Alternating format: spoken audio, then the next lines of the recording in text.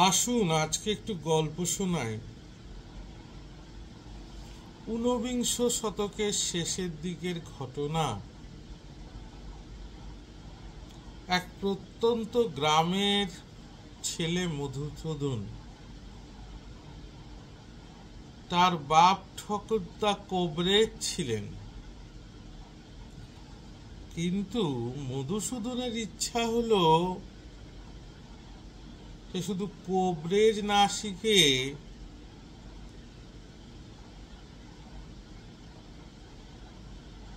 মানুষের দেহের অভ্যন্তরে কি আছে তা জানতে হবে।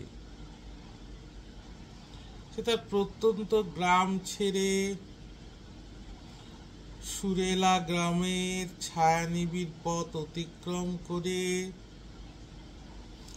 কলকাতায় এসে অনেক কষ্ট করে ক্যাবলারাম কবিরাজের কাছে কবিরাজির আরো শিক্ষা নিতে থাকে।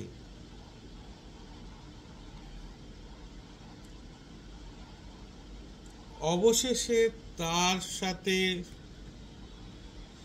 ডেভিড হেয়ার সাহেবের যোগাযোগ ঘটে। ডেভিড হেয়ার মধুসূদনের কষ্ট দেখে তার বাড়িতে নিয়ে আসতে চেয়েছিলেন, কিন্তু আত্মসম্মান ও জেদ এতটাই প্রখর তার, কিছুতেই রাজি করাতে পারেননি। মধুসূদনের সবচেয়ে আগ্রহ ছিল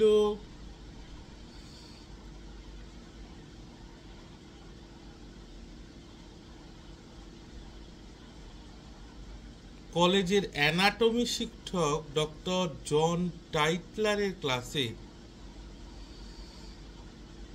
মানবদেহের অভ্যন্তর নিয়ে তার কৌতূহলের শেষ ছিল না। গ্রামে থাকতে সে পায়রা অন্যান্য প্রাণীদের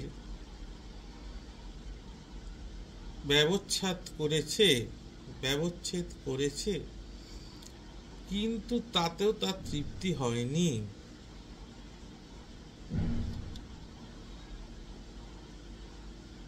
মানবদেহের ভেতরে কোন অঙ্গ প্রত্যঙ্গ কি আছে, তারা সেগুলি কিভাবে কাজ করে তাই নিয়ে মধুসূদনের জানার আগ্রহ ছিল অত্যন্ত প্রবল। মানবদেহের যন্ত্রপাতির কৃত্রিম প্লেট বা মডেল তাকে তৃপ্ত করতে পারত না। সে একটা মৃত মানবদেহ শবব্যবচ্ছেদ করে তার ভেতরটা দেখার জন্য পাগল হচ্ছিল। ছেলেটির এমন জ্ঞান পিপাসা দেখে ডেভিড হেয়ারের রামমোহনের কথা মনে পড়ে যায়। ডেভিড হেয়ারের সাথে রাজা রামমোহনের অত্যন্ত সখ্যতা ছিল। ডেভিড হেয়ার রাজা রামমোহনকে বিগ ব্রাদার বলতেন, এবং রামমোহনেরই অনুপ্রেরণায় তিনি তার ঘড়ির ব্যবসার্জিত বিপুল সম্পদ এদেশের মানুষের শিক্ষায় এবং সমাজ সেবায় দান করেছিলেন, এবং নিজেও ভারতীয়দের শিক্ষা এবং সামাজিক দিক থেকে উন্নত করার জন্য সারা জীবন এগিয়ে চলেছিলেন। যাই হোক, মধুসূদনকে দেখে ডেভিড হেয়ার মনে হলো এ যেন রামমোহনের যুবক বয়সের সংস্কার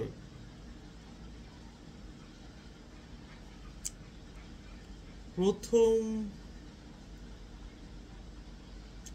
দর্শনে রামমোহনের জ্ঞানের ব্যাপ্তি দেখে ডেভিড হেয়ারের মনে খটকা জেগেছিল। পরাধীন জাতির একজন হয়ে এমন মানুষের জন্ম হয় কি করে? অগাধ জ্ঞান ও দূরদৃষ্টি কোথা থেকে অর্জন করলেন? তবে কি রামমোহনের শরীরে কোনোভাবে ইউরোপীয় রক্তের মিশ্রণ ঘটেছে, নাকি হিন্দুর ছদ্মবেশে অ্যাংলো ইন্ডিয়ান? উপস্থিত তার এই ধারণা ভেঙে দিয়েছেন মধুসূদন।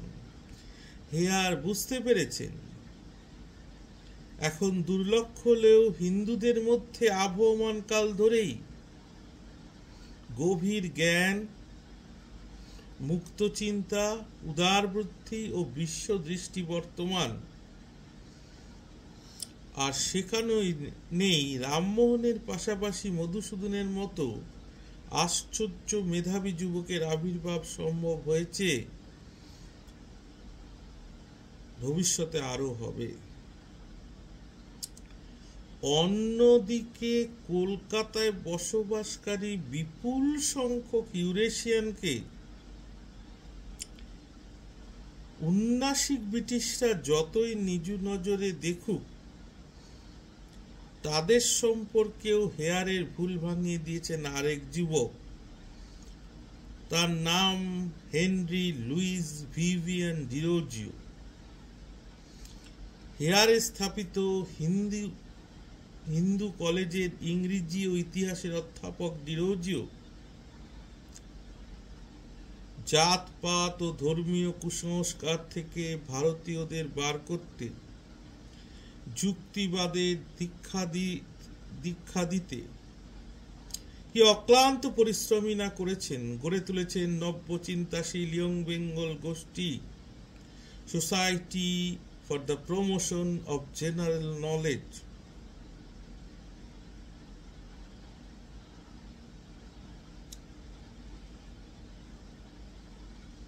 কিন্তু অদ্ভুত ব্যাপার যেটা হলো, রামমোহনের প্রতি হিন্দুদের বিশিষ্ট ধনবান ব্যক্তিদের এবং তার সাথে সাথে ব্রিটিশ কর্তৃপক্ষ এবং সুদূর ইংল্যান্ডের ব্রিটিশ রাজশক্তির যে শ্রদ্ধা ছিল, প্রফেসর ডিরোজিওর প্রতি তো তা ছিলই না, উল্টে তার শিষ্য সম্প্রদায়ের তথাকথিত উচ্ছৃঙ্খলতা বা বাড়াবাড়িতে তারা বেশ বিরক্ত ছিল। দেশে নাস্তিক্যবাদ প্রচারে ডিরোজিও নাকি বাড়াবাড়ি করছেন। আধুনিকতার যারা বড়াই করে সেই ইংরেজ প্রভুদের কথা শুনে হতচকিত হয়ে যান হেয়ার। বুঝতে পারেন ঈশ্বর সম্পর্কে হিন্দুমত সাহেবরাও সমান স্পর্শকাতর। যাই হোক, আমরা আরো এগিয়ে যাই আমাদের মধুসূদনের কথার দিকে। মধুসূদন আস্তে আস্তে তার নিজ লক্ষ্যের দিকে এগিয়ে যাচ্ছে। এই সময় কিন্তু রাধাকান্ত দেব সব ব্যবচ্ছেদ নিয়ে প্রচন্ড আপত্তি করতে থাকে এবং তিনি নিজে তার দলবল নিয়ে বারবার মধুসূদনদের এই কার্যে ব্যাঘাত করতে থাকে। এবং রাধাকান্ত দেব সেই সময় হিন্দুদের সমাজপতি হয়ে উঠেছিলেন। তিনি অত্যন্ত অগাধ অর্থেরও মালিক ছিলেন এবং তিনি প্রাণনাশের ধুমকিও দেন। অর্থাৎ মধুসূদনদের কাজটা মোটেই কিন্তু সোজা ছিল না। অবশেষে বড়দিনের সময়টা কিন্তু মধুসূদন এবং তার ইংরেজ শিক্ষকরা বেছে নিয়েছিলেন সব ব্যবচ্ছেদের সময় নিয়ে হিসেবে, কেননা বড়দিনের সময় ইংরেজরা উৎসবের আনন্দে মেতে ওঠে, আর আর কলকাতার দেশীয় মানুষরাও, তাদের পদচাটকাররাও তাদের খুশি করার জন্য তারাও মেতে ওঠে। সুতরাং এই সময়টা যদি করা যায়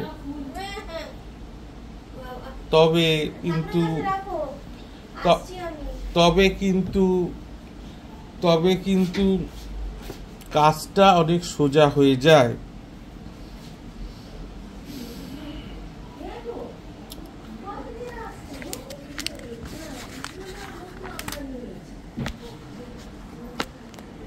তাও ডেভিড হেয়ার যাতে কোনো গন্ডগোল না হয়, তিনি হঠাৎ যদি রাধাকান্ত দেবের লোকেরা আক্রমণ করে, তিনি ইয়ং বেঙ্গলের ছাত্রদের ডেকে আনেন। তাদের মধ্যে রাধানাথ শিকদার, কৃষ্ণমোহন বদ্দায়, রামগোপাল ঘোষের উৎসাহ বেশি। তাদের গুরু ডিরোজিও স্যার অকালে মারা গেলেও তারা কিন্তু দমেনি। হেয়ার স্যারও তাদের সাথে নিয়মিত যোগাযোগ রেখে চলেছেন। মেডিকেল কলেজ প্রতিষ্ঠার পরে সমস্যা হতে পারে ভেবে আগে থেকেই সতর্ক করে রেখেছিলেন।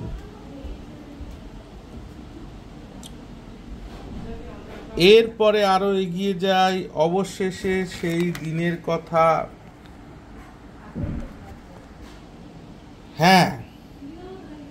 শবদেহ পাওয়া গেছে শবদেহ। দ্বারকানাথ ঠাকুর তার বিশাল ঘোড়ার গাড়ি করে শবদেহটি নিয়ে এসছেন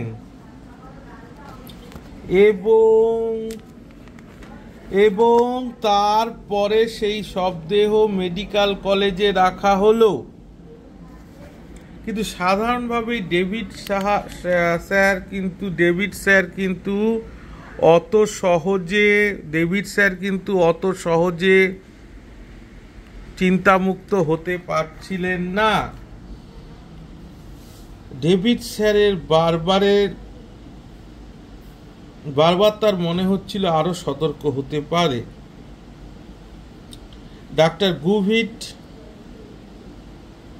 ডক্টর ব্রামলি বারবার ছাত্রদের উৎসাহিত করছিলেন। তবুও মধু কোথায় না কোথায় তার আজন্ম পালিত সংস্কারের জন্য কোথাও না কোথাও সে মাঝে মাঝে হয়তো শিউরে উঠছিল। বাচ্চার মুখটি দেখে তার মনে মনে ঘুমের ঘোরে স্বপ্নে বারবার মনে হচ্ছিল যেন বাচ্চাটার শবব্যবচ্ছেদের পরে বাচ্চাটা উঠে তাকে ছুরি দিয়ে মারতে হতো। অবশেষে জানুয়ারিতে সেই দিন এগিয়ে এলো এবং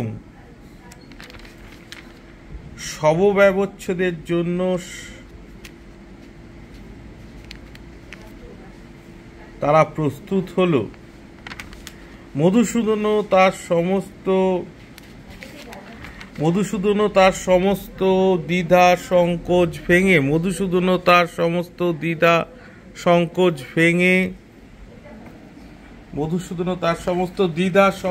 ভেঙে মুক্ত চিন্তায় উদ্বোধিত হয়ে শবব্যবচ্ছেদের জন্য তৈরি হলো। এই সময় তার বাবাও সেই প্রত্যন্ত গ্রাম থেকে এসে তার সঙ্গে দেখা করে গেছে। জানুয়ারি 1836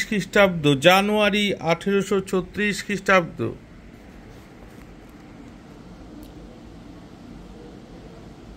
মধুসূদন সমস্ত তার ভয়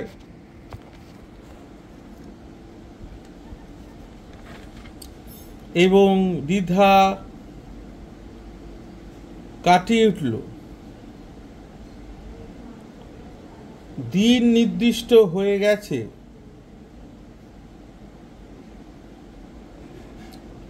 তবুও মধুর মনে হচ্ছে লাশ ঘরে শয়িত মৃতদেহের দিকে ছুরি হাতে এগিয়ে যাওয়ার পর একবার হলেও যদি তার হাত কাঁপে, তার নারী বিবশ হয়ে পড়ে।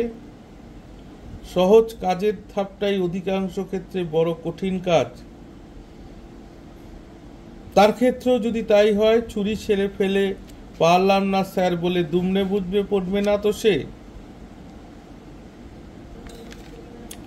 অর্থাৎ সব দিকেই কিন্তু একটা টেনশনের আবহাওয়া বিরাজ করছিল। এর মধ্যে ডেভিড স্যার কেবল ঠান্ডা মাথায় এগিয়ে চলছেন। অবশেষে তারা ঢুকলো সেই ডিসেকশন রুম বা সব ব্যবচ্ছেদের রুমের। ধীরে ধীরে তাদের ভয় কেটে যেতে লাগলো। ব্রামলিস স্যার হাততালি দিয়ে বললেন, থ্যাংক ইউ মাই চাইল্ড, তোমরা মহান ভারতের বিংশ শতাব্দীর অগ্রদূত। তিনি বললেন, বারবার বললেন, আমাদের সকলের কতদিনের স্বপ্ন পূর্ণ হতে চাইছে, আমাদের সঙ্গে এগিয়ে চলো। ডেভিড স্যারকে তিনি আসতে বলেছিলেন। তিনি বলেছিলেন, চলুন আপনিও এই ঐতিহাসিক মুহূর্তের সাক্ষী থাকবেন।